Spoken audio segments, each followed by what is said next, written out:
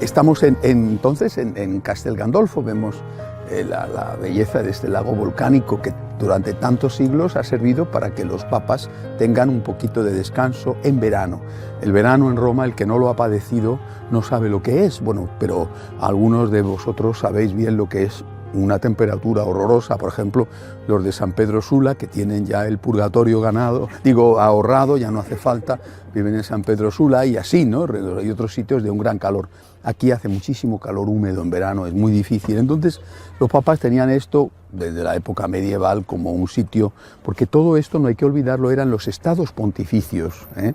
O sea, esto era el territorio que pertenecía a la Iglesia, que llegaba hasta el norte bastante, hasta la ciudad de Bolonia, bueno, y aquí tenían su casa de descanso. Bien, ahora esto ya no es así y hay que asumir las cosas como son, ¿verdad? Pero si hemos venido aquí, sobre todo estando esto tan cerca de Roma, yo quería que viniéramos para reflexionar sobre la gran figura del Papa Benedicto XVI, que es lo que me parecía a mí verdaderamente importante. Esta mañana hemos estado celebrando la misa en San Pedro y hemos gritado "Viva el Papa". Yo he visto que cuando yo he dicho "Viva el Papa", los ujieres se han quedado muy sorprendidos, no porque dijera "Viva", sino porque yo creo que nadie da un grito en San Pedro. Menos mal que ha sido un grito instantáneo, porque si hubieran sido dos ya nos habrían metido en las mazmorras vaticanas, no por decir "Viva el Papa", sino por gritar. Bueno, pero en fin, cuando ya han querido reaccionar ya estábamos saliendo. No creo que a nadie le hayan retenido allí como un encarcelado por haber roto. Aparte de que en San Pedro hoy en día hay ya tanto jaleo y tanto ruido que cada vez se nota menos si uno grita, ¿no? Bueno, pero hemos hablado del Papa y de la necesidad de verdad, la obligación para un católico de querer al Papa, de querer, de respetar y obedecer, como os dije esta mañana, ¿verdad? Eso basado en la palabra de Dios, que es lo primero, y basado en la tradición. Para nosotros, franciscanos de María, es fundamental la continuidad. O sea, estamos con el Papa, pero estábamos con el Papa anterior y estaremos con el Papa siguiente, porque los papas son continuidad unos de otros. O sea, ningún Papa puede decir: habéis oído que Jesús os dijo, lo que sea, pero yo os digo. O sea, el Papa es el vicario de Cristo, no es Cristo, no es el superior de Cristo, no es el corregidor de Cristo. El Papa es el vicario de Cristo. Y el mandato de nuestro Señor al Papa en aquella aparición después de la resurrección es: confirma en la fe a tus hermanos. No se trata de que el Papa pueda inventarse una nueva fe. El Papa no puede decir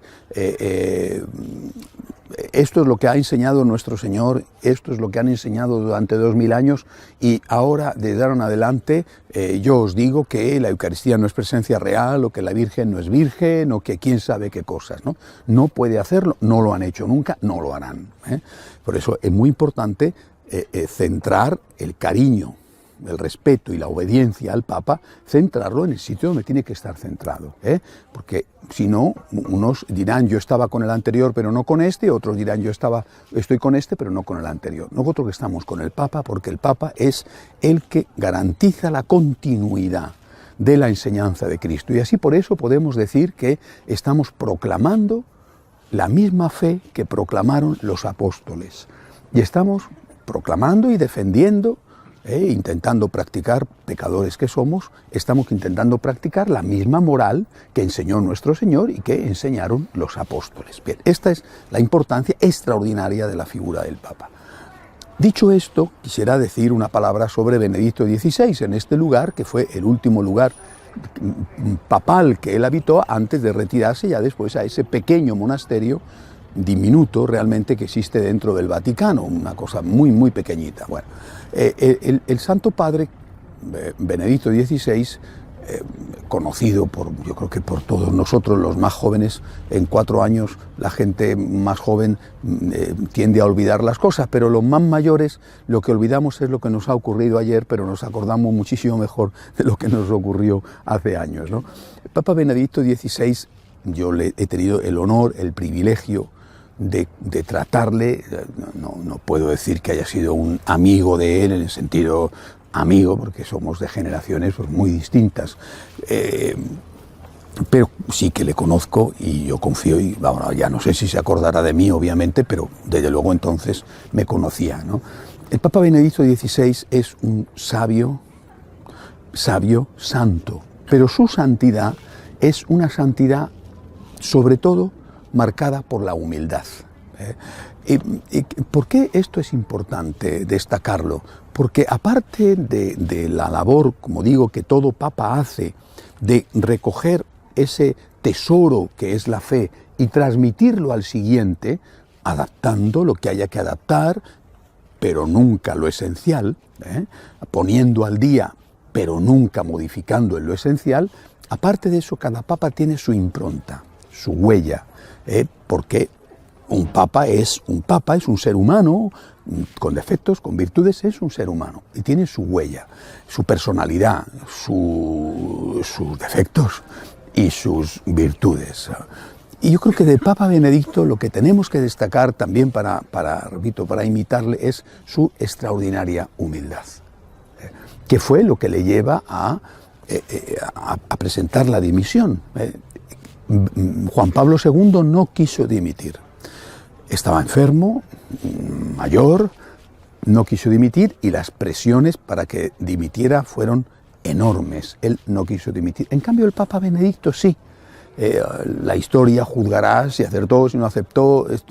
No es el momento, todavía está vivo aún en este instante en que estoy hablando, ¿no? Pero ¿por qué dimite él? Porque él es consciente de que él no es el que lleva la Iglesia, sino que es Dios, el Espíritu Santo, el que lleva la Iglesia. No dimite en el año 2010, que fue cuando le hacen la enorme presión para que dimita, el New York Times, la BBC, buscando cosas donde no había, que si había habido un sacerdote en Estados Unidos que había sido pederasta y habían presentado el caso en Roma y él lo había tapado, cosa que no era verdad. Bueno, había que buscar algo para que dimitiera, porque era el hombre que estorbaba.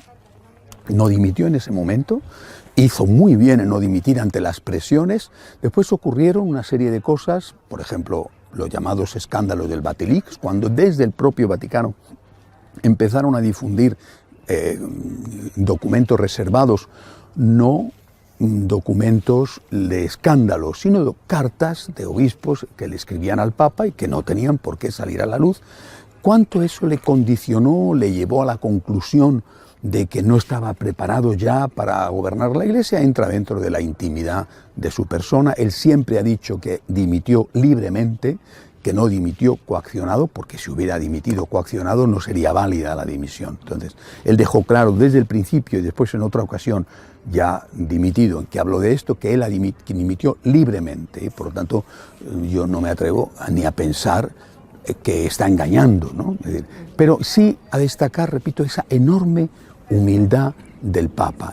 El hombre reconoce que tiene unas limitaciones y que esas limitaciones que tiene le llevan a hacer lo que puede hacer durante el tiempo que lo puede hacer, y cuando no lo puede hacer más, pues dice: yo hasta aquí he llegado. O sea, no. A mí me ha servido mucho en este tiempo, desde entonces hasta ahora, una cierta confusión, ¿no?, que vivimos, ¿verdad? A mí me ha servido mucho ese último mes en que él está de Papa, cuando él anuncia, recordad, él anuncia que va a dimitir el 11 de febrero, que es el día de la Virgen de Lourdes, el día de la Virgen de los Enfermos.